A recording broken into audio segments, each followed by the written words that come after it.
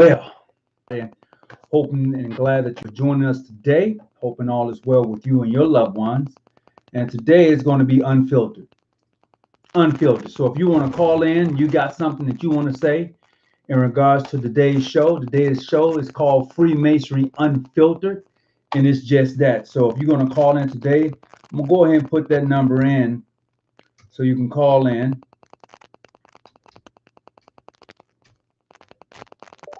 There you go. Right there's the call-in number. So I want to welcome everybody who's getting ready to come in today. Today's show is called Freemasonry Unfiltered.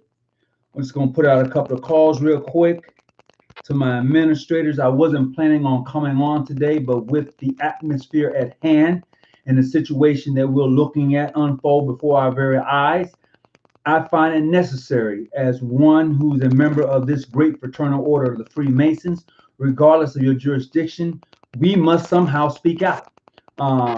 Because those who have been founders of the various organizations that we are a part of in Freemasonry itself, I don't think they would sit idly by and not say anything. Maybe they wouldn't say anything using the term of Freemasonry, but we know for a fact that 14 of the presidents of the United States have been Freemasons. We know 8 of the signers of the Declaration of Independence were Freemasonry. We know that many of our black leaders have been associated and been members of the Freemasons. So let's not sit idly by and think that those who have come before us would have sit idly by and allowed this to go on without saying a word, including our brother, the Prince Hall himself. Do you think he would have sat idly by and said that this was okay? It is all right? No, I don't think so. I can't speak for him, but knowing what I know of him and read about him, I don't think he would have been that guy. I would tell you, and I'm going to say this here too, for those of you who profess to be Christians, do you think your Lord and Savior Jesus Christ is a punk? Do you think he would sit idly by and not say nothing to what he's actually seeing? I'm just saying, I'm just putting it all out there because this is Freemasonry Unfiltered. So if I have offended you in any type of way, shape, or form, okay, that's cool. You know, if the shoe fit, wear it. All I'm saying is that there comes a point in your life. There comes a point when you have to say enough is enough. I'm not dealing with this. I'm not taking this. This is it. I mean, too many times we've said idly by and not said nothing. I mean, really just like, but I would tell you this here. This fight, I'm gonna watch it. I'm going to be honest with you. It is not that I'm not going to say anything. I'm going to watch it play out because this fight right here, when they attack the seat of power in Washington, D.C., and they did attack. Let's keep that real. I had to think about that. I had to literally think about that. I had a conversation with a friend of mine who's a doctor. He's a Republican. And I told him specifically, they should have burnt it down. And he looked at me like, are you for real? Brother Harkins, and I'm like, yeah, they should have burnt it down. That's how I felt. And many of you would probably say, why do you feel they should have burned it down? Well, how do you think this country got started? I'm just looking at it for what it is. I'm just really let's just be unfiltered for a moment because many of the Masonic organizations who have YouTube channels, they won't touch it. They won't say nothing about it. They just like, oh, okay, it's all right. It is not all right. It is not all right to sit idly by and not say anything when you see situations, circumstances like this that take place, and it doesn't affect you. I would say this here. When white America catches a cold, Black America catches the flu. That's a fact. White America catches a cold, Black America catches the flu. So we have to be aware of what's actually taking place around us. It is just that simple. And to everybody who's coming on, I want to say big shout out to you. I'm glad to have you aboard today. This is Freemasonry Unfiltered. I definitely would love for you to call in tonight and let's have this conversation. The number is 619-286-0642. I was calling my administrator tonight because he was like, Brother Harkins, you got to let me know. Keep me posted. So I'm giving him a call tonight so he would know that, yes, we are on live tonight. And for those of you who are part of the John G. Jones Research Lodge, I want to thank you for continuing to watch and to participate. And definitely, you're welcome to call and see this platform right here. It's different than any other Freemasonry platform that you're going to find. We talk about everything. There's nothing off limits, really. Let's just be real with it. Because why is it for me to call myself a Freemasonry and to be part of this fraternal order and not really talk about the issues at hand and really try to find and help solve the situation? Just looking for solutions. What is that? What does that look like? If I can come up, why can't you come up? See, that's the thing that I don't get. I don't get with some of us.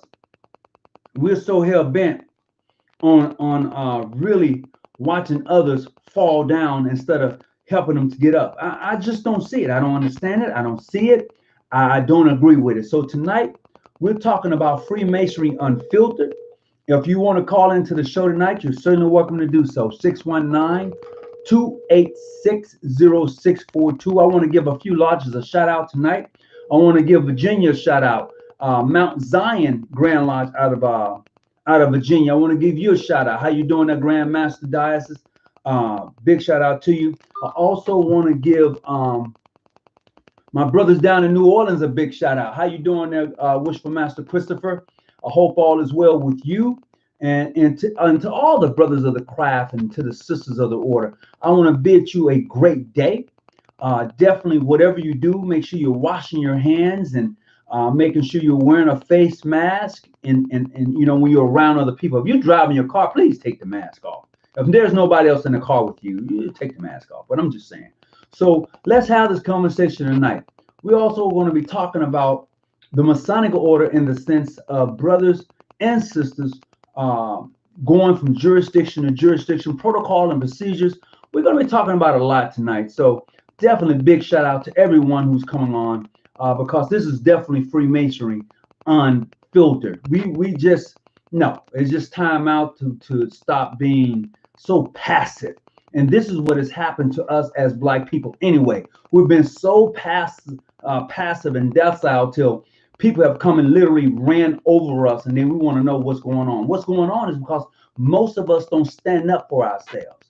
And I was talking with some of my members, not my members, but I was talking with some of the church members today. Yeah, I do go to church and I go to the mosque, but I was talking to some of my church members today, and we was talking about standing on God promises and what does that look like. And I said, well, the God I serve is not a punk.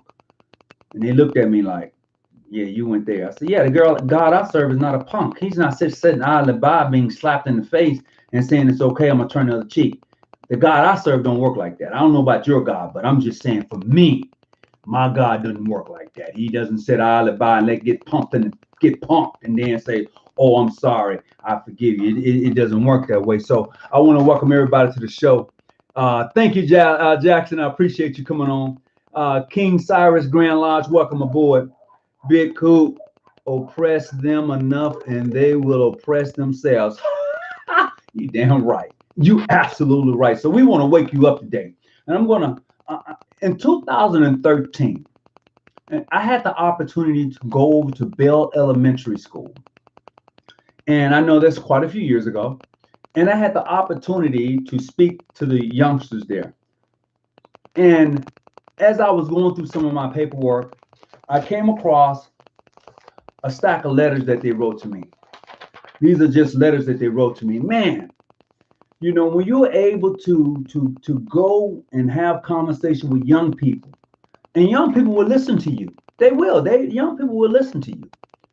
And to be able to have a influence in their life, it did me proud to go back and read these letters. I was like, wow, these are the things that they said about me when I went to speak, and I was very sincere and humbled of what they thought. So, hey, Morpheus, what's up, bruh? What's up? I hope all is well with you tonight. And this camera I got, I want to say thank you to Brother Travis. That brother hooked me up. Man, this camera right here is off the chain. I just want to say thank you. I appreciate that. Michael White, hey, bro, Tony, since this is unfiltered, I hope I can say this without stepping on any toes. But I have heard a 2X Grandmaster say Trump was the best thing to ever happen to this country. And I agree. I agree. Trump was the best thing to ever happen to the United States of these Americas. And you're probably saying, are you serious? I am absolutely correct. That's true. Mike White, brother, I hope that you're feeling well and getting better. I'm glad to see you on, but that is absolutely correct. I agree with that, Grandmaster. You know, he was definitely the best thing to ever happen to the United States of America. Trump was the it factor. And let me tell you why I say that.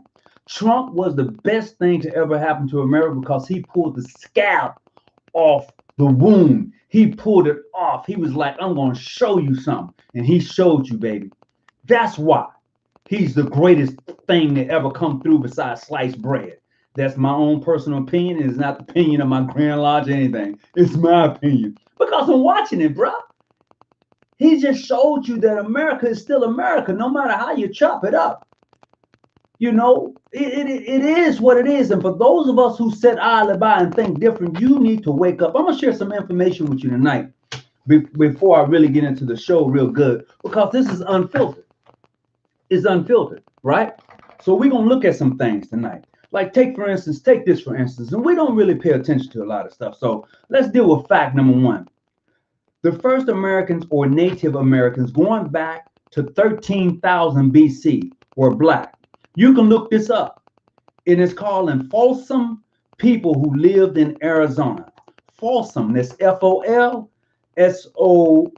people who lived in Arizona in the 13,000 BC. They were black. This is a fact. This is written down in history. This is nothing I'm not making up, okay? Number two, one of the best reasons to stop our use of the term, because we use this term African American, and the more I read, the more I become the more I become like awoke in some instances. I'm like, damn. And this is one of them. It says one of the main reasons, the best reason we should stop using the word African American is to say black. And I'm kind of skeptical about that word because Big Coop just enlightened me the other day about the word black and what it really means. But let's check this out. A white person who was born in Africa, moves to America, is an African American and qualifies for financial aid and etc. But will get the job pay privilege afforded to a wealthy white person or a white person. That's true. That's a fact. So if a white person who was born in Africa comes to America, they are African American. And they would get afforded the privileges of being white. Can somebody talk back to me? That's a fact. All right. So let's look at this here. Look up the slavery law of 1665, which states that it stayed in effect until 1968. Okay. In Maryland doctrine of exclusion in 1638, both law and states that blacks must be excluded from benefits afforded to whites, and that blacks must remain non-competitive with whites except in sports and entertainment. This was on the law books up until 1968. Come on, people. I'm just saying. This thing right here, Trump just was showing you, hey, we still here. Check this out. Asians, okay, Asian Americans, or those of Asian descent that come here, receive 80% of all government minority set-aside contracts. 80%. Now, you born here. You bred here. You eat here. You live here. Okay? But Asians receive 80% of all government minority contracts. Somebody talk to me. This is fact. This is stuff I want to look up. This is not something that I'm like, what? No. Let's continue. Check this out. Because I like this here part. Blacks eat more fish than whites by 4-to-1 margin. For every dollar that whites spend on fish, black people spend $9 on fish. Okay? Fish sold wholesale for maybe about $2 or $3 retail. All right, that's wholesale. They sell for about $2 wholesale. That's fish, but it's selling about $3.50. All right, on the retail. All right, so you're looking at about $5, right? So guess what business we should be in? Fish. We should have a fish market on every corner. But I tell you, even in San Diego, when I want to go get some fish, it ain't from one of us. That's the truth. I'm just giving it to you the way it is. Taxpayers' money, I'm sure. Yeah, it's taxpayers' money. Come on, bro. Come on now. So check this out. All right, I'm going to give you some more stuff. There are not any black-owned national cable television. When I say black-owned cable television, I'm talking about like Cox Cable on the West Coast or Spectrum Cable. I'm talking about them big cable companies. I ain't talking about the small ones where you may find my boy Magic has a cable channel. I think Oprah has a cable channel. I think maybe was Puffy has a cable channel. I'm talking about cable television companies where you are able to put out information. That's what I'm talking about. Not one. Well, we had BET, which was a television station. I mean, we had it. It was great at one time, and now it's owned by what? Viacom. Ugh. All right, you can see where I'm going with that, right? Come on, somebody need to talk back to me, because I think I'm talking to myself. I want to give you this information so you can go back and just check it out for yourselves. And maybe you already know. I don't know. Maybe you already know this. But check this out. There are 3 black-owned companies on Wall Street Stock Market Exchange. Only 3. Out of all the money that flows through there are only 3 black-owned stock exchanges that you can go and say, I want to buy stock in this company. It's black-owned, majority-owned, period. It is actually black-owned. It's only 3 on the stock exchange right now. It's true. All right. Now, 96% of all the inmates, black males. 96% of all the inmates are black males. Let me give you some numbers real quick here. These numbers, I had to look. I had to be sure. So I had to go and Google, look it up. I even went and pulled out a damn encyclopedia because I wanted to be sure about these numbers I was looking at. So as soon as this phone boot up, I'm going to share these numbers with you real quick. Real quick.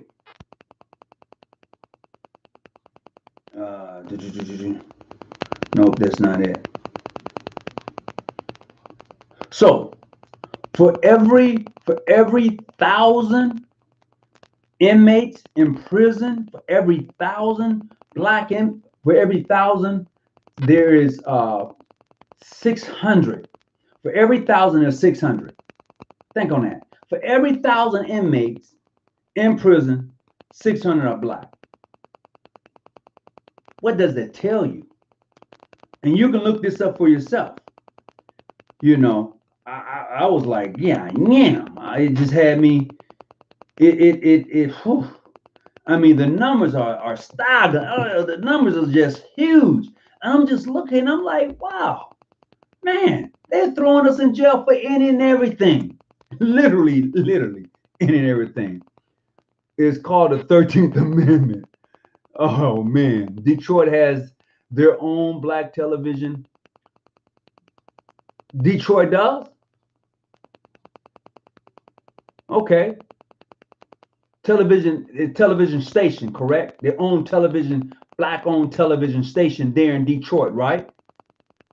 And if that's true, I'm all in.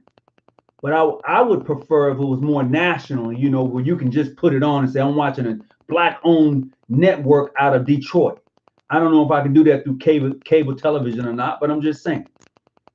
Brother Adam tried to sue Obama for the simple fact that we had no representation in communication. Yes, yeah, he did. As a matter of fact, he won that case. Brian Allen won that case. He was absolutely correct because your boy Al Sharpton was taking the kickbacks. That you can go and look up the whole documentary on that. What's going on, everybody? Hoping that you're enjoying yourself on today's show. So it's Freemasonry Unfiltered. Please hit the thumbs up button, hit the like button. So let's continue with this here. Now, in I know most of you know this, but this is like it blew me away. Okay, so in 1869, 98% of all blacks in America works for white people in 1869. 90% of all of us work for somebody white.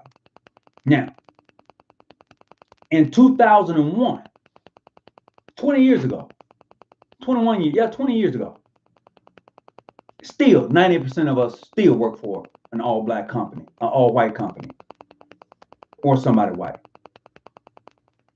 I'm just saying, what is really, what has the pendulum moved? Has it switched? Has it moved? I'm just saying. I mean, I want to have this conversation. You know, I want to have this conversation. This is unfiltered. We can have that. We could talk about all of it today. You know, this is my second episode of the year, and this one is called Freemasonry Unfiltered. So if you want to call in, you're certainly welcome to do so. So for every dollar earned in other communities, it touches their hand 12 to 18 times, okay, before leaving their community. For every dollar earned in a black community, and you've heard it before, it leaves the community as soon as it's earned. Okay, so let's take a picture. I'm in California.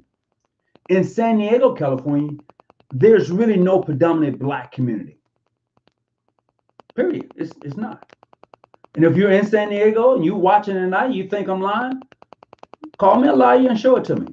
I ran for city council. I can tell you there's no predominant black community in San Diego, California. No, it's not. There is a place in San Diego we call District 4, and it was predominantly African American at one time, and we still kind of run it politically because we're so outspoken. And I would say that. But when we're talking about African American communities, we're talking about where you're going to see mostly black-owned things in the community. You know, if you go to Atlanta, you'll find it. If you go to Alabama, any of the southern states, you can definitely say there are black communities, period. But you're poor for the most part. Granted, there are some wealthy, to-do black communities. There are, but I'm talking about on a broader scale, not just in small pockets. I'm just talking about on a broader scale. And I'm not putting everybody in a box, okay? Hear me clearly. I am not putting everyone in a box. You can't do it. Channel. Oprah has her own channel. I'm talking about cable, television, distributor. You can distribute cable. You can put it out there. You can put it in people's homes. I'm not talking about a channel. I know BET was a channel at one time. I'm not talking about a channel, okay? And I'm not putting down those who have done well for themselves, who have acquired the wealth to buy a channel. I'm not talking about that. I'm talking about economically, say, ABC, NBC, CNBC, MSNBC, CNN. Those are they own other entities. They own other channels. So even if Oprah owns Channel 173, how many other channels do she own? Even if Magic Johnson owned a channel, how many other channels does he own? See, if you got more than one channel, you could put out multiple information. That's what I'm talking about. All right? Thank you. We're talking about networks. Absolutely. Now, check this out. So in 2003, and this happened here recently too, there was a black teenager who was arrested. Check him out. He was arrested. And what was he arrested for? He was arrested before he was eating at McDonald's on the metro station in DC. This kid was arrested for eating at the McDonald's on the metro station. So he had purchased his food, went to get on the subway, and it was arrested because it was a law. And they want to enforce the law on him. What? Man, they get us so tangled up in the system, it's unreal. I'm just saying. Yes, Brian Allen owns a lot of channels. He does. He's a billionaire, quietly speaking. You don't hear much about him, but he's a billionaire. Okay, he owns multiple channels. He owns networks, and that's for sure. So let's get on with that. The best book that you can buy, one of the best books that you can buy, is Claude Anderson, Powernomics. I don't know how many of you have heard of him, but I'm supporting him. As a matter of fact, here's what I'll do. This month, I'm going to give away Claude Anderson book. The name of the book is Powernomics. When I do my next show, if all goes well, I'll make sure I have it in hand, and I will give away that particular book. Okay? Big shout out to Brother Humphreys. Reginald Humphreys, he received the last book that I gave away free, and that book was called Symbolic and Allegories. Congratulate him. But this time I want to give away the book from Claude Anderson. It's called Powernomics. I'm going to give that away.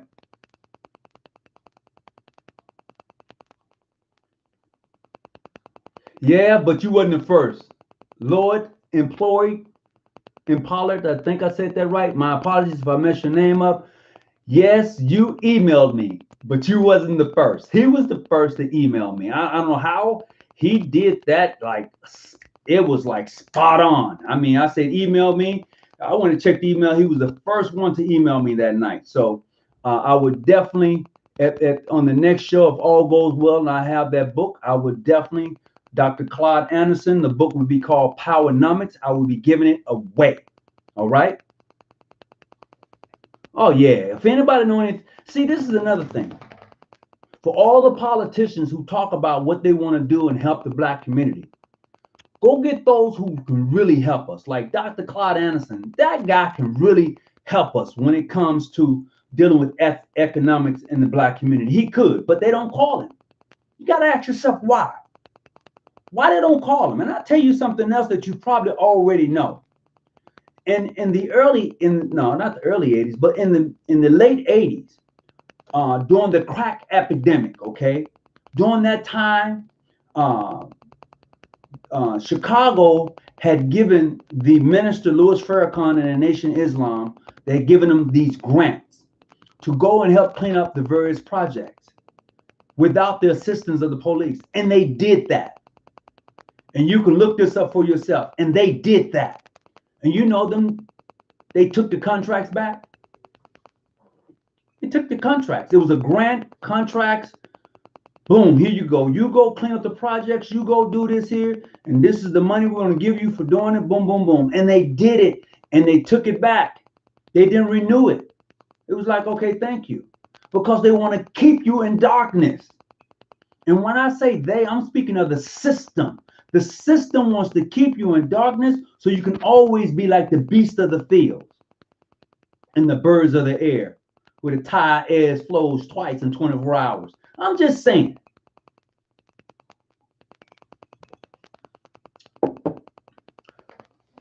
Didn't Dr. Anderson run for president? I don't know if he did. I don't know if I don't know if he did. I'm going to be honest with you. So let's go on with this here. Check this out. Now, good food for thought. Brothers and sisters, I know some of us are well off than others. I just want you to think about this here. As a father, as a sister, as a mother, please get yourself some life insurance.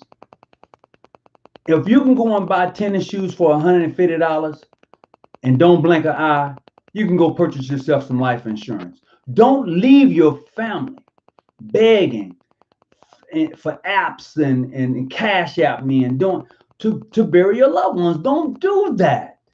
Go get yourself some life insurance and leave them something to bury you and to continue on with their life. You can't pass on food stamps to your loved ones. Can't pass welfare on to them. Come on now. All I'm saying is that if you want to leave something, you don't have a lot, you can leave them a nice insurance policy. And if you're young, you want to get it now. If you're in your 20s, early 30s, you want to get yourself a nice long-term whole life insurance policy, not a term, but a whole life. Okay. If you can only get a term, great. But a whole life insurance policy will do you well because you can borrow on that as it matures. I'm just saying that this is some of the things we need to start thinking about when we're talking about economics, dollars, leaving your family something. This is how we got to think. Even if you don't have a lot, insurance policies is the best way to go for those who don't have a lot. That's how I started off. You know, that's how I started off. Let me see. So crazy because every job I've ever had came with the life insurance. No. I ain't talking about your job with a life insurance policy. I'm going to share this with you in case you don't know. I would say in the state of California, right? If you have membership with a credit union, if you have a credit union, if you're banking with a credit union, the credit union automatically takes a life insurance policy out on you. You didn't know that, huh? If you bank with a credit union, I think most banks do this, but I do know from a credit union point of view, they're taking out a life insurance policy out on you. They would tell you, you'll get it in the mail. It says that in case you die, accidental death or whatever, your family will receive a minimum of $3,000. But they're not telling you how much the policy is worth. See, these companies, like these big banks, they already have life insurance. If you bank with a bank, they're gonna get coverage, bro. You're gonna die and they're gonna get paid. Period. If you're banking. So your life insurance policy at your job only covers you while you're at your job. What I'm saying is beyond your job, you need life insurance policy. You need it beyond your job. It is my goal as a father, as a husband, to leave. When I leave this rock, I want to be able to give each of my grandkids $40,000. That's my goal. That's my goal in life.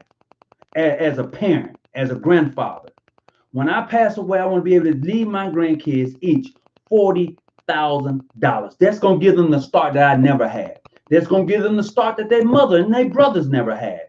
That's the start. I want to be able to give them something that I didn't have. And that right there, my brothers and sisters, is a hell of a start. It may not be much to some people, but to start off in life with 40 grand at your fingertip before you even go to college is, I'm just saying. As a matter of fact, I'm not making it mandatory that they go to college. They need a skill. Okay? A skill is better than a degree. Because with a skill, you know what you're doing. People talk about going to college. College is great. I've gone, I got a couple degrees, blah, blah, blah. They're great. But a skill. You ever heard of the real McCoy? The real McCoy. You ever heard of that term? When I was a kid coming up, if it wasn't made by the real McCoy, if it didn't have that signature on it, wouldn't buy it, wouldn't touch it. Some of you old enough to remember the real McCoy. Am I right? Am I wrong? Somebody can talk back to me. The real McCoy. You know? Seals and Robots. Remember that? Seals and Robots. It's a black owned. And then became Sears. So I'm just saying, we've always been there. We just haven't owned it. We just haven't owned it. And that's the thing that hurts us, is that we haven't owned it. We've always been there. Just haven't owned it. So good evening to everybody who's coming on tonight. It's about 4 o'clock on the West Coast, so I'm here a little early today.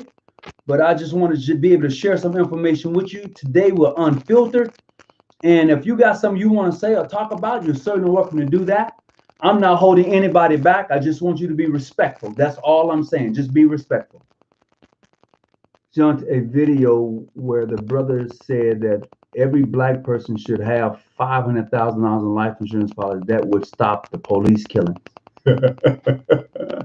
Woo! It might. A video where the brother said every black person should have 500,000 life insurance policy that would stop the police killing. I don't know how, But to have a $500,000 life insurance policy, so when you get killed, your family automatically comes up, then they're going to sue the police. I'm just saying, we can't just continue to pass on the same old things. I don't want to pass my kids on my bills or nothing. When I leave this rock, I want them to, boom, he's gone. Being cremated anyway. I ain't being buried, I'm being cremated. So now you heard that. Now you know. Insurance is a metaphysics science. Okay, all right. Well said, and my company is 10K, then you can opt for independency. Okay, private since was 13. You are speaking true. Oh, thank you. I appreciate it. Cable companies have a monopoly. They have the territories covered up. You can only have one per neighborhood. Well, yeah. But we got to get in the game, though. We got some billionaires out there that looks like us. That's why I said we got. I mean, they got their own. That's their money. It's their money. I'm just saying. But however, if they chose to get in the game, I'm quite sure they could get in the game and really make some changes if that was something they was looking at.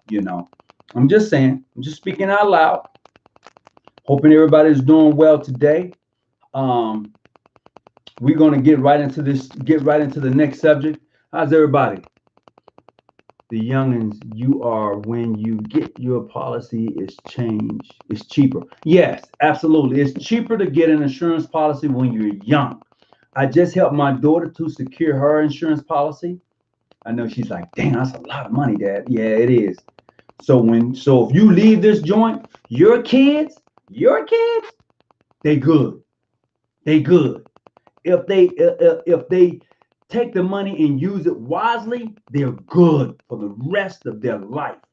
And that's what you got to start thinking about. You can't just simply just put it like right now. You got to start thinking long term to get your kids out of the situation you're in. It's great for them to have a pair of Nikes. Nothing wrong with it. Have the Jordans. Nothing wrong with it. But long term, them Jordans are going to be gone within a year and a half, 2 years. And I'm not saying that they don't hold any value, because there are some Jordans out there right now cost you $2,000 or $3,000. I'm not saying. I'm saying that long-term thinking, as far as when I leave here, is my family going to be taken care of? That's what I'm looking at. All right. And probably some of you are saying, what does this have to do with Freemasonry, or where do these things start? It has a lot to do with it. Well, how is that, Brother Hawkins? How do you bring that into play? Well, let me share this with you. You see, long before black folks was involved with the insurance companies, okay? And mom and daddy had that little small policy where the man came by and they'll tell you to go get the money and give him the $20 or $25 for the life insurance policy. You remember that?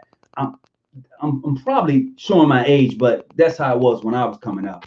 So now, in that same era and times, when a brother or sister passed away, if their lodge or if their chapter was strong enough, they would support that family.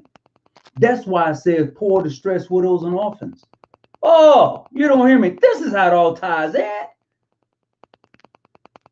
Did you forget what you said? As a brother Mason, as a sister of the Order of the Eastern Star, did you forget? Widows and orphans? Did you forget?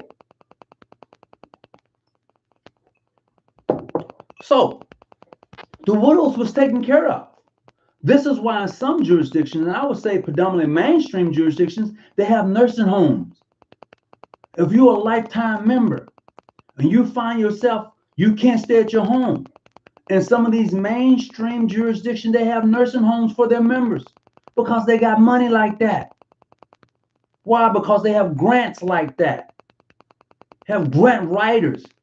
People who are part of the fraternal order have donated tons of money, so they take that money, invest it, so when a brother's old and his wife is gone and he can't stay at his home no more, he comes to the home and he stays. This is how they get where they at. I'm just sharing information because this is what I know, this is what I see. This is not, you can Google a lot of the Masonic nursing homes, and therefore they're members. So this is how it all ties together. and make sure we read the policy as well. I heard a high crime area that is changes in most. Yes, yes. If you live in a high crime area and you want that nice little insurance policy, you best believe they're going to probably charge you more money. It's just that simple. It is. You know, they redlined us out of the homing. They did, man. Look, man. We have to start looking at things from another perspective. It's just that simple. It is just that simple. So, time to change the subject. You know, it was good talking about that, economics and how we can do better financially. That's a great thing to talk about. And stop getting broke for Christmas. Stop getting broke for Thanksgiving. Stop getting broke for Valentine's Day, Mother's Day, and all the other days. Stop getting broke. Go out and spend all your money. Greetings.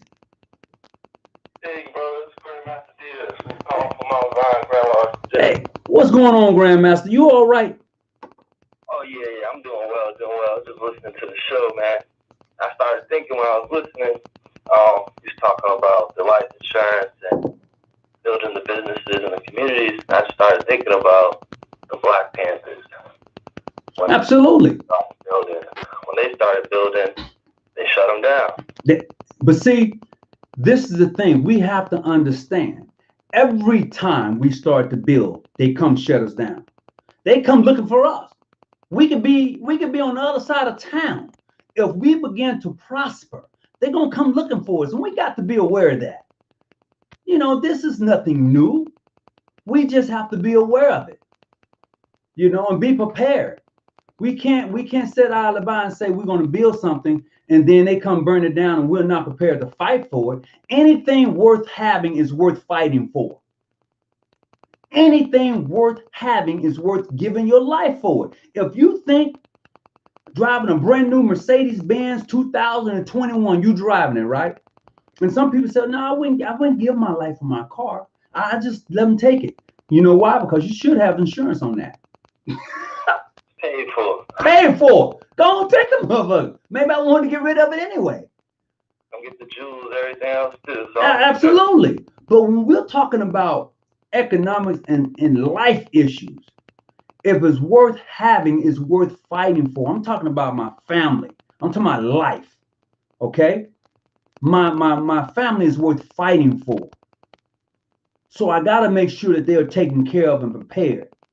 That's what I'm talking about. We can't sit back no more and relax. Look, America has just showed us who she really is. Is she? She just told you.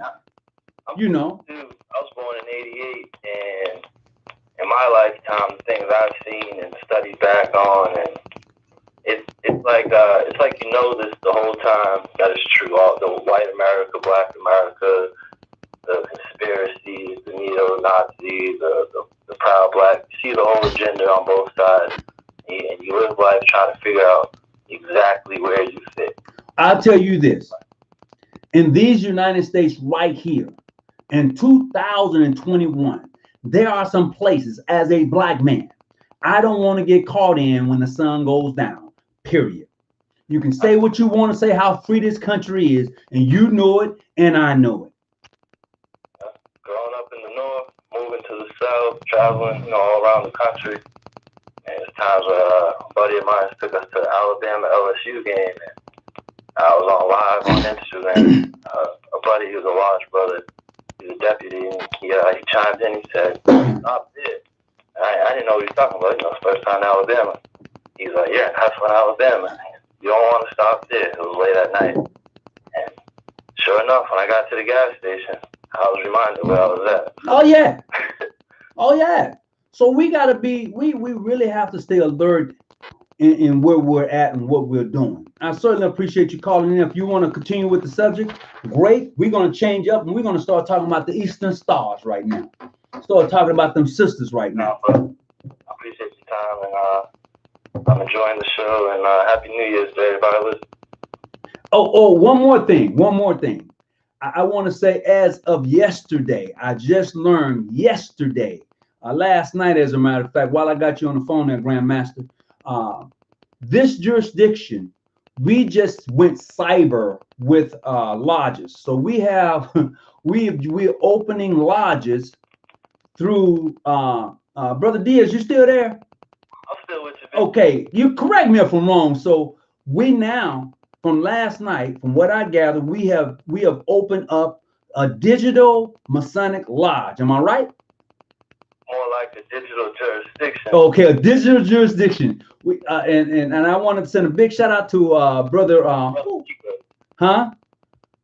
Nico. Yeah, brother Nico has developed our own what do you call it? Yeah, his own server for us. Yeah, we have dedicated. I mean, we took Zoom out the picture. We take Facebook out the picture. Yeah. I heard talking earlier about YouTube and not having channels. I mean, the boy Nico's building a platform. Yeah. We have our own server. The Most Swisher John G. Jones Grand Lodge of California now has its own server. So I don't necessarily have to go through YouTube to do my work anymore. I don't have to go through Facebook. They're really setting it up to where I can go on and I'm unfiltered. I mean, I'm cut. I don't have to worry about nothing.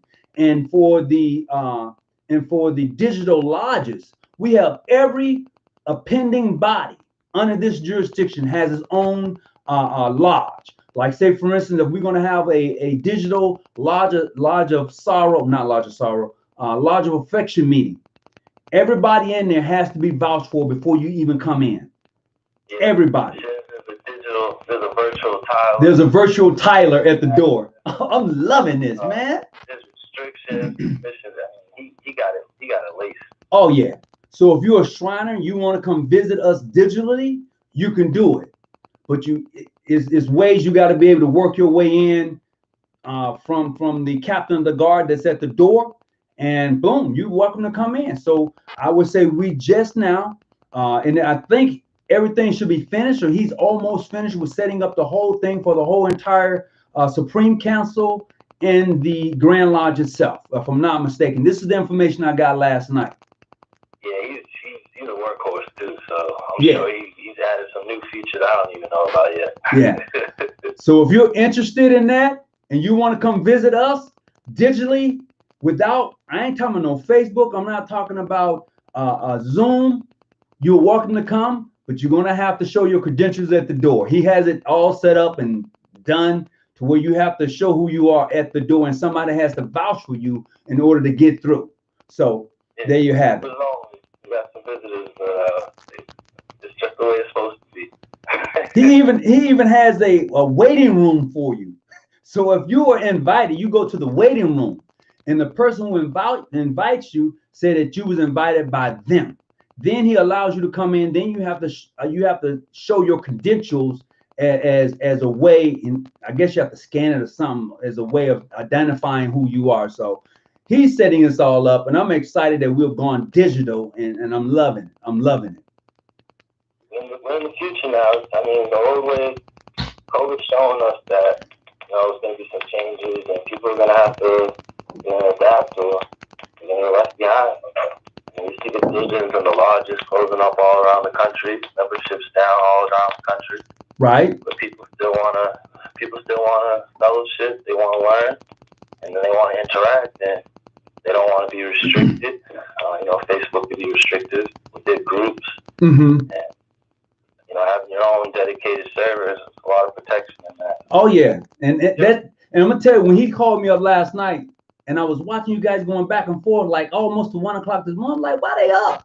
And y'all was all up in the digital room saying this is our own digital server. We can do whatever we want in here. We can invite people, blah blah blah. I'm like, the screen, you can share the screen. So if I'm doing a lecture, I can pull up whatever I'm reading, whatever I'm looking at. If there's the audio, I can make the edits live, real time. And I can also computer. I can upload videos. Like, so if I did a breakdown on such and such, I can upload it, and at the meeting time, that video is gonna pop in there. It's gonna play. I can watch it with up to 99 people per channel. Yeah. 99 of us could be in there, all editing, viewing the same subject. It just brings us a lot closer. It does. It really, really does. Yeah, man. So I appreciate you, and I'm gonna send Brother Nico a big shout out tonight. I appreciate the work he's doing now for the jurisdiction. I'm gonna say something special about that brother. He's an inner apprentice, by the way. He's no master mason. He's no fellow craft. He's an inner apprentice. He said, "This is what I want to do. Can I do it?" I said, "Shit, can you do it?" Great. Graham, go on, do it. Handle that. You just do it. See, that's what I like about being where I'm at. I'm gonna be honest with you. You got an idea, you want to do it, she go do it. Ain't nobody stopping you but you. And that's one of the things that I admire a lot about you too. You give everybody an opportunity to be themselves and to express their views and their opinions, and then you teach. And you're a master teacher because you listen, and that's one of the things I've noticed. Well, I appreciate that, man, and hey, thank you for coming aboard, Grandmaster. I appreciate you coming aboard. Honored that me and you even made our connection, and I'll keep that private. But it was an amazing call, and you really revitalized my interest in masonry. Because being a grandmaster has its rewards, but you know better than anybody. It's a difficult task, but when you have the right people supporting you and encouraging you, it's not work at all. It's just a way of life. Just a way of life. So welcome aboard. I appreciate you. Our next subject is going to be on the Eastern Stars, and I'm going to tell you why. Okay. Some grand chapters think they run everything. They do. If we're being honest. Well, they do, but check this out. There's some protocols to it, right? No, I understand. There's some protocols to it. Without the Eastern Star, let me clear the air. Without the Sisters of the Order of the Eastern Star, without them, some jurisdiction won't be around. They wouldn't last. That's the God honest truth. Okay? Without the women, they can't pay their bills, keep the lights on, and draw a crowd. Absolutely. That's just the truth of the matter. However, when you're talking about protocols and procedures, please, whatever you do, sisters of the orders and brothers of the craft, go read your constitution and your bylaws in regards to your jurisdiction, how you should deal with the sisters. I'm going to say this. Without a Grand Lodge, the Order of the Eastern Star does not exist in the United States. Okay? The Grand Chapter does not exist without a Grand Lodge. I don't care if you're a member of a General Grand Masonic Congress, a Council of Grand Lodges.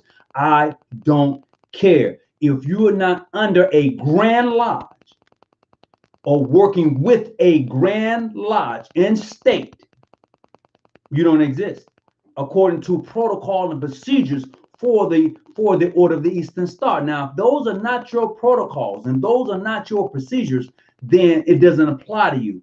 I'm saying in most parts of the United States, when it comes to Freemasonry and the Order of the Eastern Star works with a Grand Lodge of state. If they are not working with one, they do not exist. Correct. Okay? The Grand Matron does not supersede the decision of a Grand Master. She does not. He's the executive officer, the it factor of state. The Grand Patron, the Grand Master, whoever may be in that position is the it factor. Period.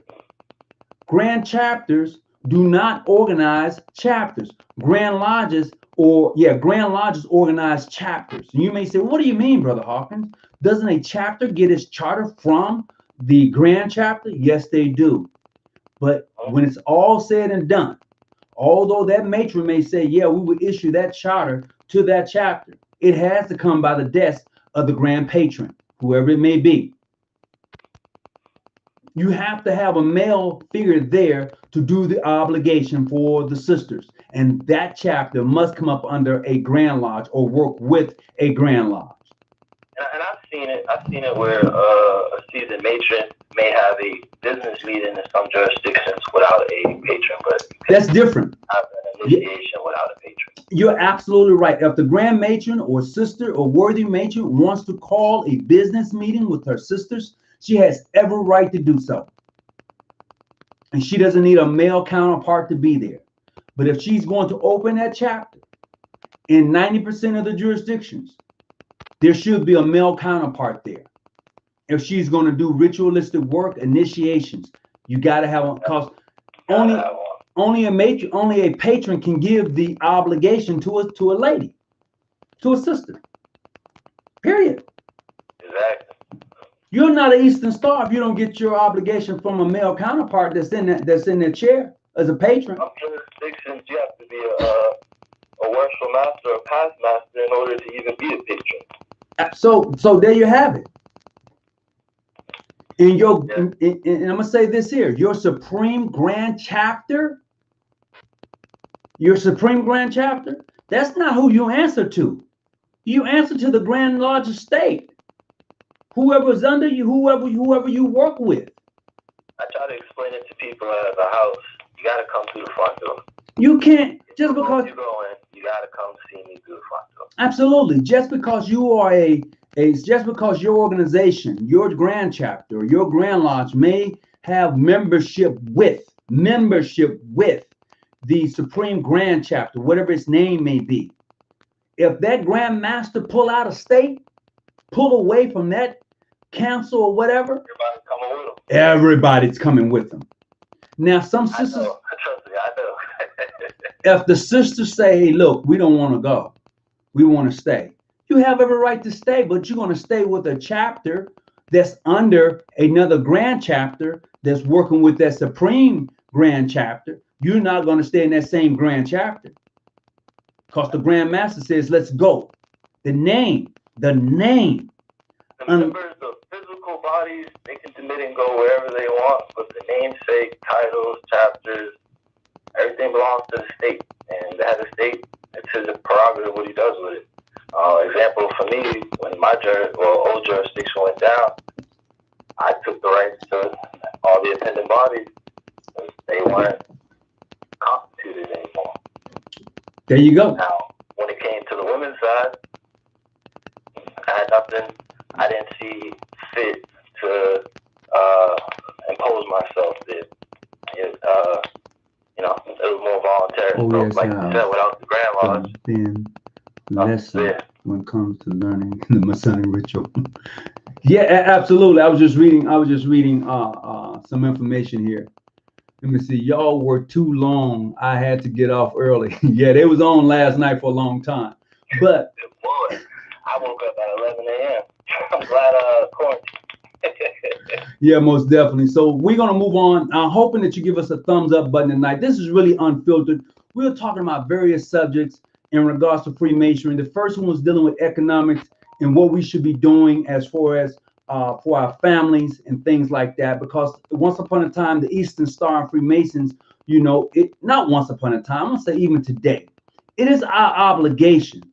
It is our obligation to make sure that the widows and orphans of a loved one is taken care of. It's our obligation. And if you don't think so, go back and read. If a brother passes away and he has a young one as a Mason, and I know that he has it is my obligation to do the best I can to assist and aid that young one. I'm called to do that. That's supposed to be your brother. So that's your nephew. Absolutely. It is true. So that's how Masons used to take care of each other back in the day when they didn't have the large insurance policies and things like that. I mean, to be honest, growing up, I grew up in Boston. Growing up in the neighborhoods I grew up in, that was a way of life. I mean, if I went to the store and somebody's mother seen me and I didn't respond back to her, I'm in trouble. If I'm on the train going to school, coming from school, and I see so-and-so's uncle, and I don't speak, and it was just a way of life. Like it was a real community. Like everyone knew each other. Absolutely. Had each other's back. If your car was stuck in the snow, we didn't drive by. We got out and we helped you along. We didn't have much, but we had community. At some point in time, we lost that, but growing up, I definitely experienced it for a good period of time. Oh yeah, most definitely. So, with that being said, let me tack this on to you, sisters of the Order of the Eastern Star. A Grand Lodge can organize a chapter of the Order of the Eastern Star, a Grand Chapter. Only a Grand Lodge can do that. No General Grand Masonic Congress, no Council of Grand Masters, none of that. Only a Grand Lodge can organize a Grand Chapter. Period. That's fact. I know some sisters like to believe that they're gonna go tell the Supreme Council on the Grand Lodge and they're supposed to do something about it. Nope. The Grandmaster has the final say in his state. Period. And I always tell people that's why you stay within good standards and you exercise your right to vote. No different than the election we just seen. If the Grandmaster's not doing his job or up the state, or vote him out. Absolutely, vote him out. Tonight's topic. I'm not doing my job. Vote me out. Yeah, that's right. Well, tonight's topic, because the brother Jason asks, okay, so what's tonight's topic? Right now, we're talking about the Order of the Eastern Star and the structure.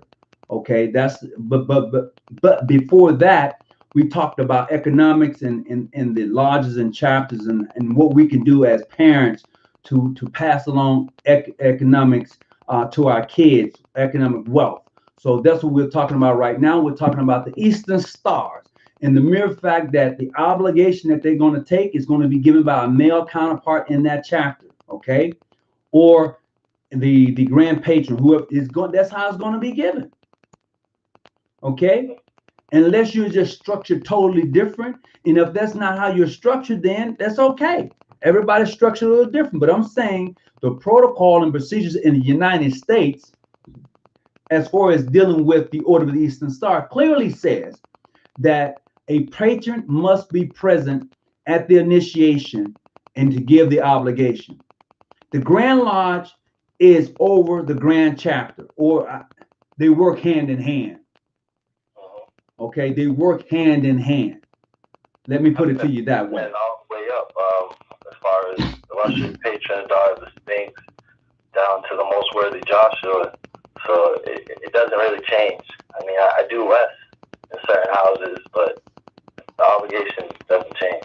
Absolutely, absolutely. All right, go ahead. What you was gonna say, bro?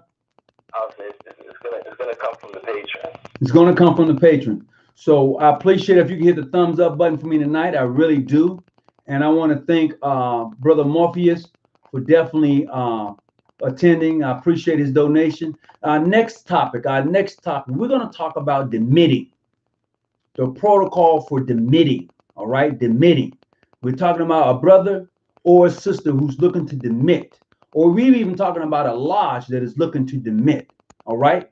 So let's have that conversation, because there are brothers and sisters out there who wish to demit and who get sidetracked in every other track. So let me break some things down to you real quick. So if you have a lodge, we're going to start off with a lodge and then we're going to go to individuals. But if you have a lodge or a chapter that wants to demit from a particular grand chapter or a particular lodge, first of all, everybody in that lodge has to agree. Everybody in that chapter has to agree. If you got 5 brothers who clearly says we're going to stay here, you others can leave. That's enough members to carry on the life of that lodge or that chapter. They can remain and they can stay and carry on that name because they have 5 members. Yeah, 30. I've had 30 demit letters handed to me before with a charter. And all 30 members walked. And at the time, they were having problems with the council above me. But yeah, like I've seen people demit 2, 3, 4 at a time. I've literally been handed on a charter, 30 demit letters. Wow. I can't. It was doing too much. And I couldn't even. I was almost proud of them, to be honest. Like, they stuck together. Absolutely, and they should. Regardless of how I personally felt, they were good brothers. And some of them they were. One of them was my line brother. So, it was personal, but I knew the problem wasn't with me or anything I was doing. So I had to respect it, and they did everything. They were up on their dues. They did everything the right way.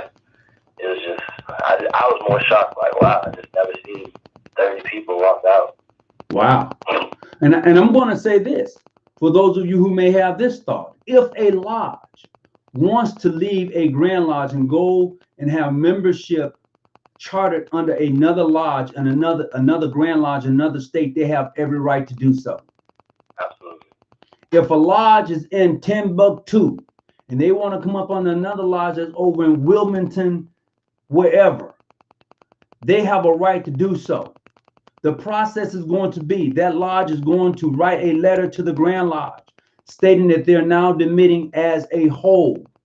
They then are going to return that charter to that Grand Lodge because that's who issued that charter.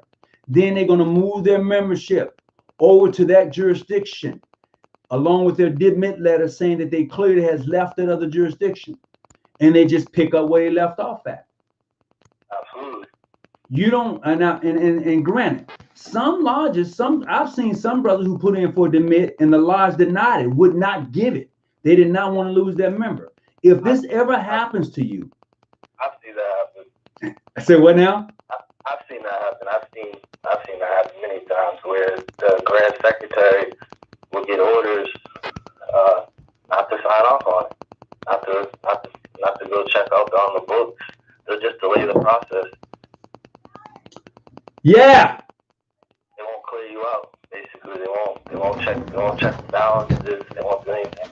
They'll say you want to leave, you want to demit. Say what? Write a nice letter. Yeah, what you need? Commercial master, sign it. Yep. And to the Grand, and it'll sit on the desk. That's the wife calling me. I gotta go see about that. I live here.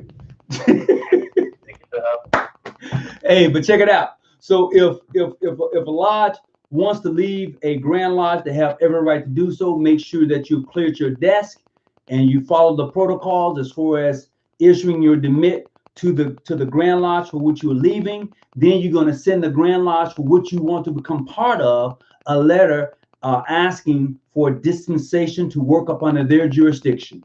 Once you do that and you work under their jurisdiction for, let's say, 3 or 4 months, whatever the time limit may be for them, then they're going to issue you a charter.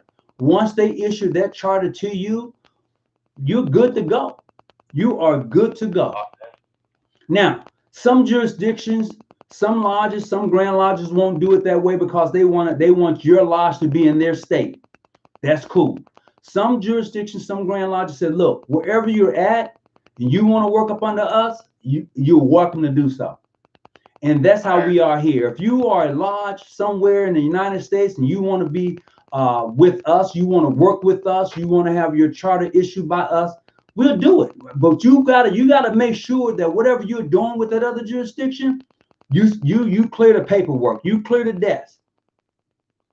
We've done that before. We have brothers across the United States in various states, and a lodge here and a lodge there, and they just want to work with us. We have done that. I was going to say the jurisprudence even says about having territory outside of your state. Absolutely. Because I've had that conversation with brothers in the past, and I'm just like, you guys don't read your jurisprudence. Because, I mean, and maybe it doesn't apply because of their leadership level or their knowledge, but you can have territories anywhere.